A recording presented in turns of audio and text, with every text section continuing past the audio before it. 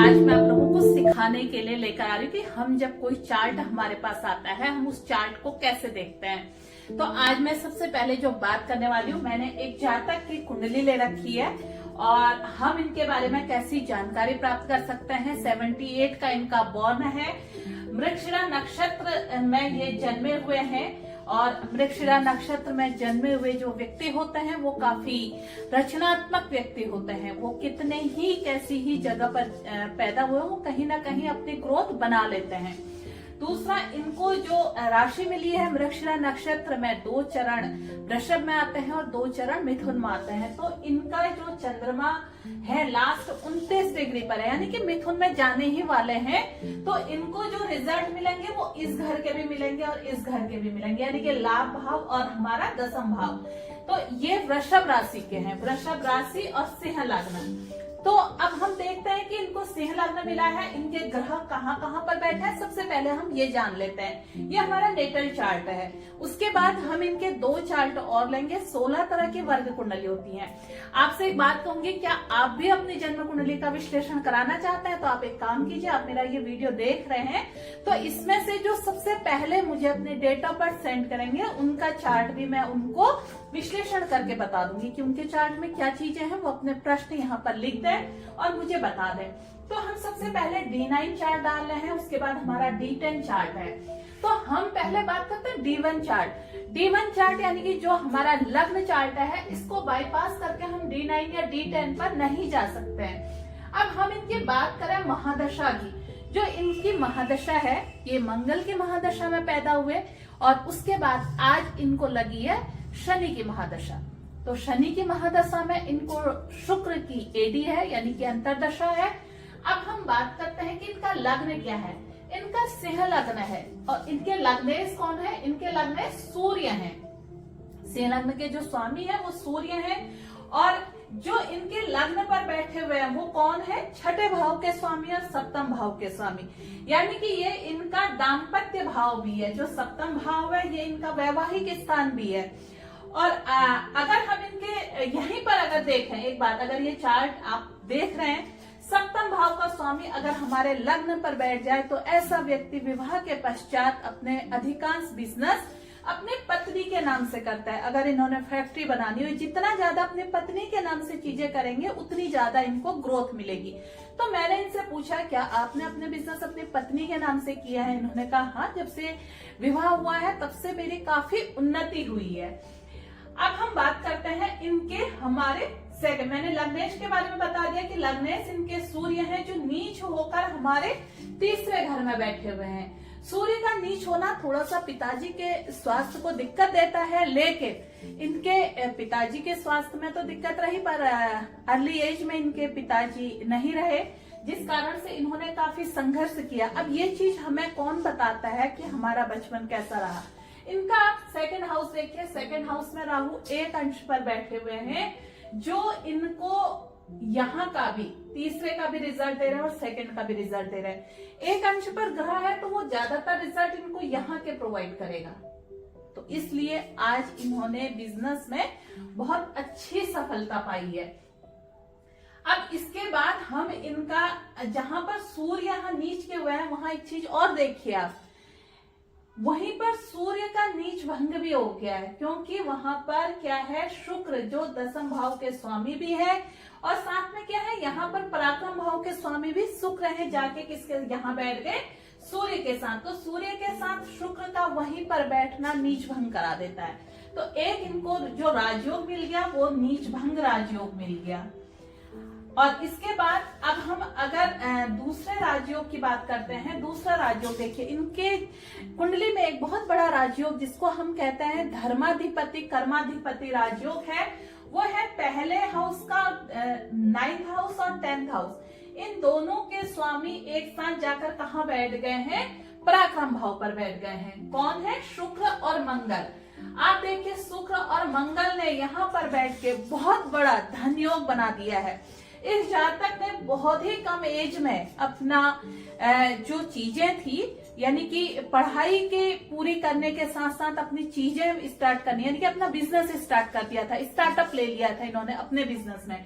और आज ये नौकरी के साथ साथ एक अपना बहुत बड़ा बिजनेस भी करते हैं, साथ में रियल एस्टेट में भी काफी इनका अच्छा पैसा इनको रियल एस्टेट से भी आता है। रियल एस्टेट से कैसे आया वो मैं आपको बताती हूँ।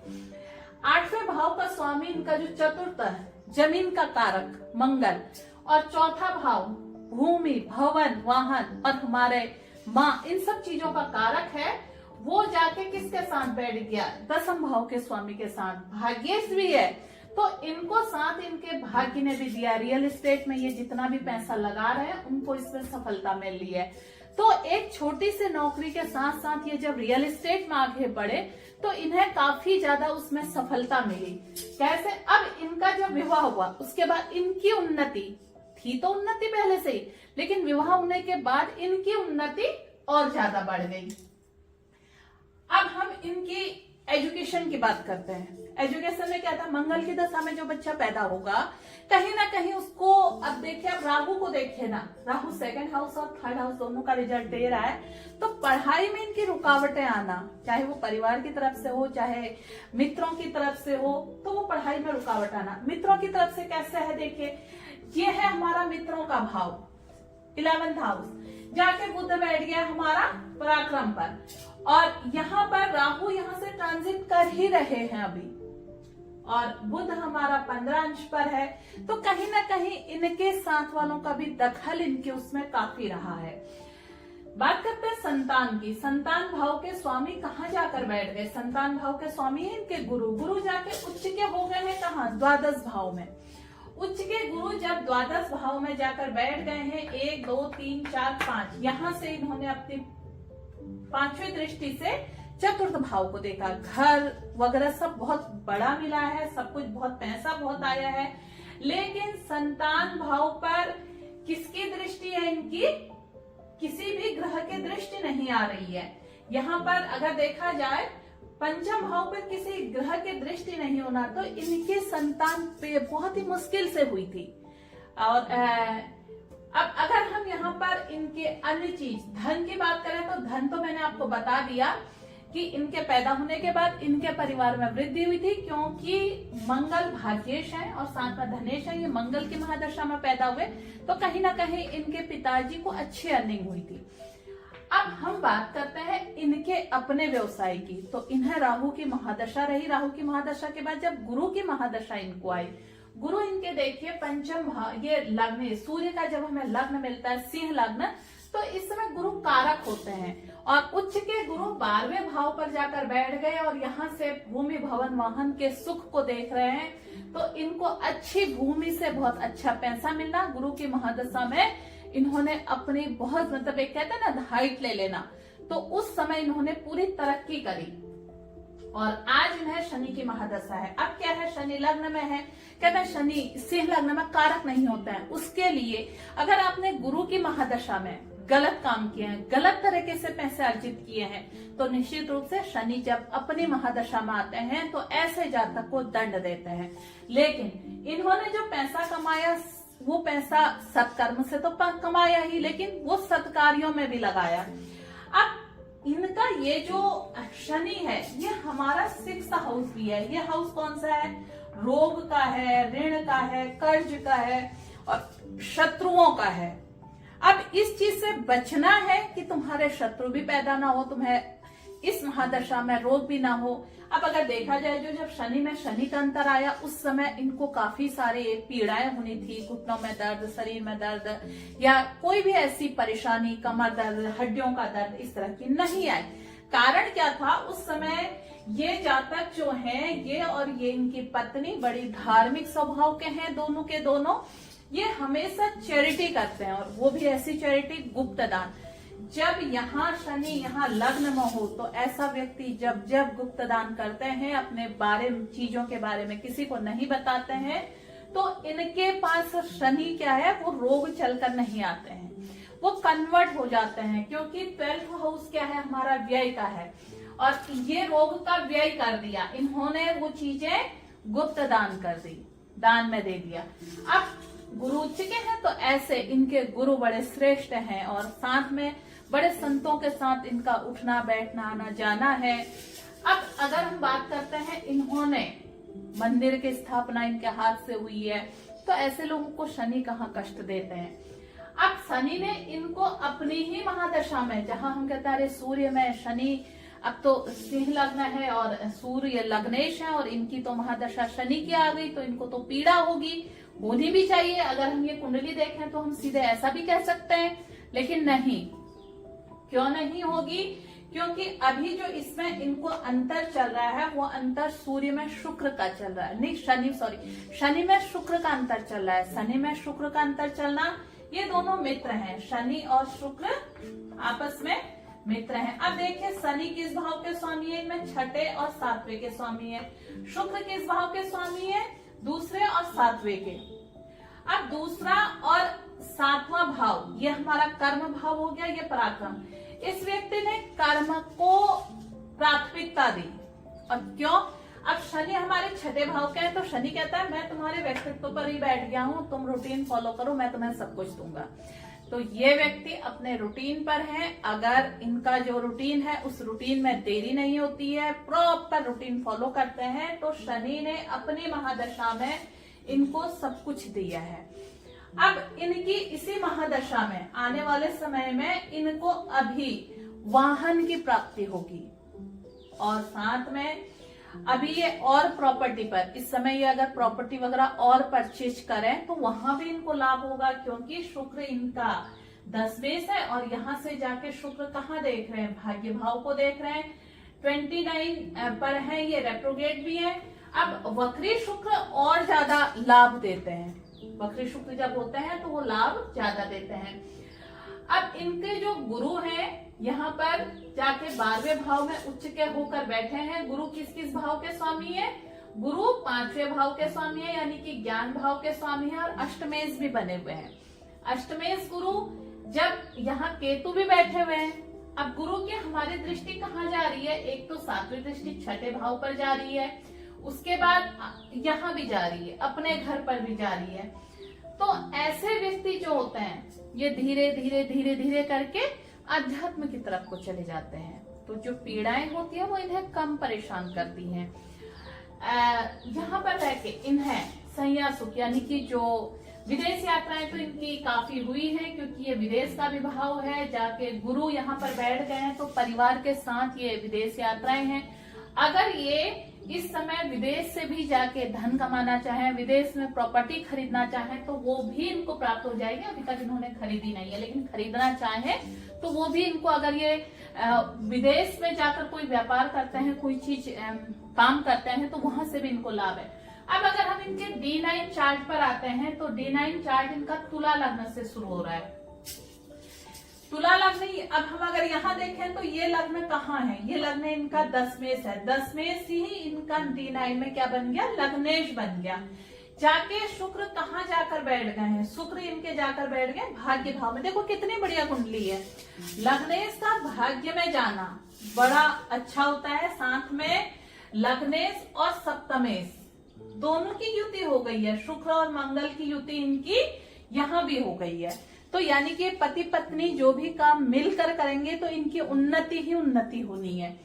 इसके बाद ये धन का भाव है, संचित धन का भाव है। यहाँ भी मैंने आपको बताया कि धनेश भी इनका जाके कहाँ बैठ गया है? बुध की राशि, शुक्र की राशि में बैठ गया है। तो देखिए धनेश और उसके बाद साथ में आपकी 10मेष, ये 10th हाउस और ये 9th हाउस, इन तीनों की युति हो गई है यहाँ पर। तो इन 3 भावों की युति, साथ में लग्नेश भी यहीं पर आ गए हैं, धनेश भी यहीं पर आ गए हैं, और ये जो हमारे कर्म भाव के स्वामी है वो भी यहीं पर आ गए, और साथ में हमारे भाग्य भाव। तो ये इतने ग्रह जब एक साथ इस घर में, और ये कौन सा भाव है हमारा? ये उपचय का भाव है। ये व्यक्ति जितनी मेहनत करेगा इसको हर चीज प्राप्त होगी। कोई चीज ऐसी नहीं होगी जो ये कहें कि मुझे चाहिए और इन्हें नहीं मिली, संभव नहीं। इन्होंने हर चीज अपने जीवन में प्राप्त करी है। अब हमने आपके D9 चार्ट की बात करी थी। D9 चार्ट हमारा वैवाहिक जीवन इनका बहुत अच्छा है। आप देखिए कि सप्तमेश और आपके जो लग्नेश है दोनों एक साथ ही है। इसके बाद अगर हम इनके यहाँ द्वादश भाव की बात करते हैं तो इनका जो द्वादश भाव का स्वामी है वो बुध यहाँ नीच होकर बैठा है, जो बहुत अच्छा है। अगर हमारा अष्टम भाव और हमारा छठा भाव और हमारा क्या है आपका 12th हाउस ये नीच होकर बैठते हैं तो ये उच्च के समान रिजल्ट देते हैं। इनकी बुद्धि इनके अपने बिजनेस के लिए बहुत अच्छी हुआ है। ये जिसको भी अपनी बातें या डिसीजन देते हैं ना, ये देते होंगे तो इनके दिए गए डिसीजन को अगर जो मान लेता है उसकी उन्नति होती है।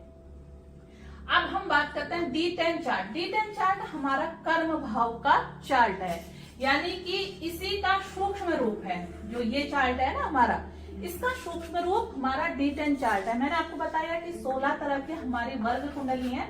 16 में से मैंने आपको 3 वर्ग कुंडली के बारे में भी बताया है। तो हम जब हमने व्यवसाय क्या करना है इसको सूक्ष्म रूप से जानकारी लेनी हो तब हम D10 चार्ट में जाते हैं। अदरवाइज हमारे जो सारी चीजें हैं वो यही हमें बता देते हैं।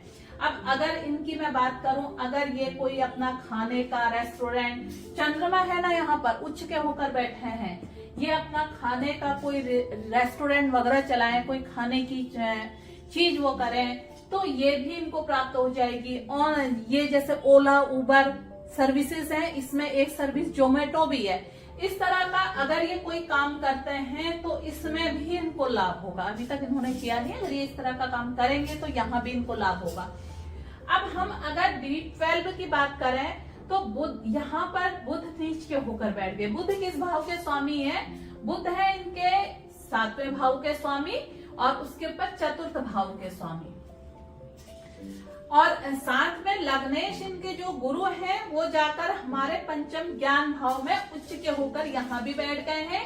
इनके साथ शुक्र और मंगल हैं। शुक्र आपके जो स्वामी है वो अष्टमेश है और पराक्रम और अष्टम भाव का स्वामी जाके कहाँ बैठ गया? लग्नेश के साथ। और मंगल नवमेश है तो इनकी युति फिर लग्नेश और नवमेश की फिर युति हो गई है। यहाँ पर को मंगल नीच का हो गया, इसका नीच भंग हो गया और गुरु हमारे उच्च के हो गए। हालांकि जो हम इन चार्टों पे उच्च और नीच का बहुत ज्यादा नहीं देखते हैं, फिर भी बारीक रिजल्ट निकालने के लिए इसलिए देखते हैं ताकि इनको किन किन कामों से प्रॉफिट है। ये जितना धर्म और आध्यात्मिक राह पर चलकर जो भी काम करेंगे वहां इनको लाभ होगा। अब इनका क्या है, जो बुध है वो यहाँ नीच का हो गया, वो 7म भाव का स्वामी भी है। तो इनकी कभी जो प्रॉपर्टी है वो इन्होंने अगर पत्नी के नाम से देखे, यहाँ हमने क्या कहा था कि अगर ये पत्नी के नाम से बिजनेस करेंगे तो इनको लाभ होगा। बिजनेस का मतलब यानी कि फर्म हम ये पत्नी के नाम से बनाते हैं, फर्म वगैरह पत्नी के नाम से बनाते हैं तो इनको लाभ होगा। लेकिन यहाँ बुध है हमारे 10th हाउस में और जाकर वो लग्न भाव में नीच हो गया। स्वामी किसका है? 7म भाव का। ये पार्टनर के साथ अगर प्रॉपर्टी परचेज करते हैं तो उस प्रॉपर्टी पर इनको धोखा मिलने की उम्मीद है। तो वहां पर इनको अब पार्टनर ये इनकी पत्नी भी, अब पत्नी तो धोखा देगी नहीं, लेकिन हो सकता है जिस प्रॉपर्टी को इन्होंने पत्नी के नाम पर लिया हो उस प्रॉपर्टी पर ये चीट हुए हो। अब हम इनकी अगर संतान की बात करें तो संतान तो हालांकि दोनों कुंडलियों से देखकर बनती है, दोनों कुंडलियों से देखकर मिलती है। 2, 3, 4, 5, 6 अगर हम इसे चंद्र कुंडली बना लें तो ये 2 नंबर से स्टार्ट होगी। और अगर हम इनके संतान भाव के स्वामी की बात करें तो 9वें भाव का स्वामी, जैसे मैंने पहले भी आपको बता दिया कि वो जाकर हमारे 12वें भाव पर बैठ गया है।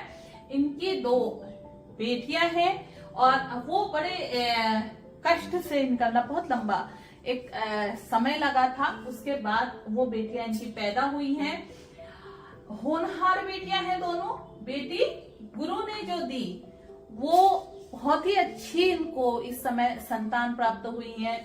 साथ में जो इनके माँ का सुख, इनको माँ का आशीर्वाद इनके ऊपर बहुत ज्यादा है। भाई इनके हैं, आप भाई देखिए ना, आप यहाँ देखिए, यहाँ ये हमारा क्या है? बड़े भाई का घर हमारा बुध है, यानी कि 11th हाउस है, ये बड़े भाई का घर आता है। बड़े भाई का घर जाकर इनके पराक्रम में बैठ गया है। तो कौन है? बुध है। ये जाके लग्नेश के साथ बैठ गए हैं। भाई से इन्हें पिता का जैसा प्रेम मिलता है और ये अपने भाई को जो सम्मान देता है, पिता तुल्य सम्मान देते हैं। और साथ में किसके साथ बैठ गए? वो 10म भाव के साथ बैठ गए। अब अगर ये कोई भी बिजनेस अपने भाई के साथ मिलकर करते हैं तो इन्हें लाभ होगा, क्योंकि लाभ भाव का स्वामी जाकर किस में बैठ गया है, वो लग्नेश के साथ बैठ गया। अगर इनके पिता होते, ये पिता के नाम से करते तो भी लाभ होता। अगर ये कोई बिजनेस अपने भाई के साथ मिलकर करेंगे तो इनको तब भी लाभ होगा। तो ये मैं एक बहुत छोटे उसमें आपके लिए कुंडली, क्योंकि हमारी जो वर्तमान चाहतें होती है ना, स्वास्थ्य, हमारा व्यवसाय, हमारी संतान, तीन ही प्रश्न ज्यादातर मेरे पास आते हैं कि इनकी नौकरी, बच्चों की पढ़ाई, ये सब कैसे लगेगी, ये सब इसमें आ जाता है। आपने ये वीडियो देखा है, अगर आपको अपना कुंडली डालनी है, इसी तरह विश्लेषण कराना है, तो आप मेरे YouTube पर अपना डेट ऑफ बर्थ डालिए। जिसकी कुंडली सबसे पहले मेरे पास आएगी उसकी कुंडली का विश्लेषण मैं यहाँ पर करके आपको बताऊंगी। अन्यथा मैं जितनी भी आएंगी उनको मैं पर्सनल भी प्रिडिक्शन करके आपके 3 सवालों का उत्तर मैं दे ही दूंगी। एक नौकरी का, और एक आपके नौकरी या व्यवसाय का, आपकी संतान का, और आपके हेल्थ का। ये मोस्टली 3 प्रश्न हैं। और अभी तक आपने मेरा चैनल सब्सक्राइब नहीं किया है तो आप चैनल को सब्सक्राइब कीजिए। और मेरा पेज है फेसबुक पर नमिता सुयाल भट्ट, उसको भी आप फॉलो कीजिए। और इंस्टाग्राम पर मुझे फॉलो कीजिए। वहां पर आपके इंस्टाग्राम पर जितने भी कमेंट्स या कमेंट्स के जरिए कुंडली आएंगे उनको भी मैं कुंडली बताऊंगी। धन्यवाद, नमस्कार।